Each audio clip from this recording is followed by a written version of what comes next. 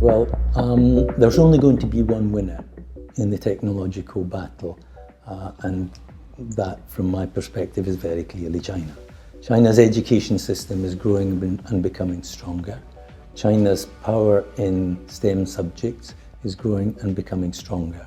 And Western countries, not just the US, but Western countries in general, are losing their preeminence in that particular field. So as the century moves forward, I don't have any doubt that China is going to win the technological battle from a technological perspective. But there is also a political element to the battle, and that is where the Western countries and the US are much stronger. I sometimes put it this way: whoever controls the megaphone controls the message. And at the moment, it is the West, and particularly the US, who control the megaphone and therefore who control the message. And if you take an example like Huawei, Huawei's position, whole history, has been significantly misrepresented to the Western public, to the US public. They've been turned into a threat. I mean, Huawei grew in China when China had no telecommunications industry at all, when telecommunications in China belonged to Western countries. And Huawei achieved preeminence by doing things that they weren't interested in doing, by travelling to not remote parts of China, but travelling outside of the main centres of population and working there and building their strength there.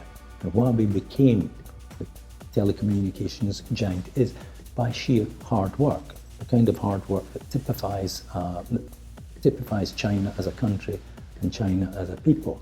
But I would expect incidents like Huawei to recur, simply because that's the tool that the US has. When you've only got a hammer, everything looks like a nail, and Huawei looks like a nail to the US.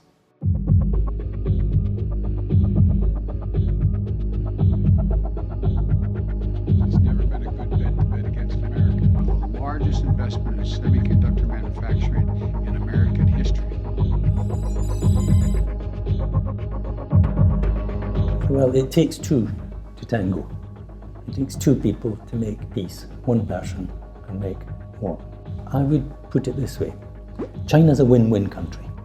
China's attitude to relationships with other countries is, if you win, we win. And that is a sane and sound attitude.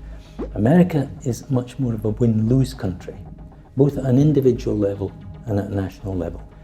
They can't appreciate victory unless they can see the beaten foe. It's got to be I win, you lose. And that is very much reflected on an individual level. I mean, a lot of violence, a lot of anger in the US turned against itself. And that's what it comes down to fundamentally. It's win-lose and win-win. America has been the top dog for not a very, very long time in historical terms, but a long time in individual terms.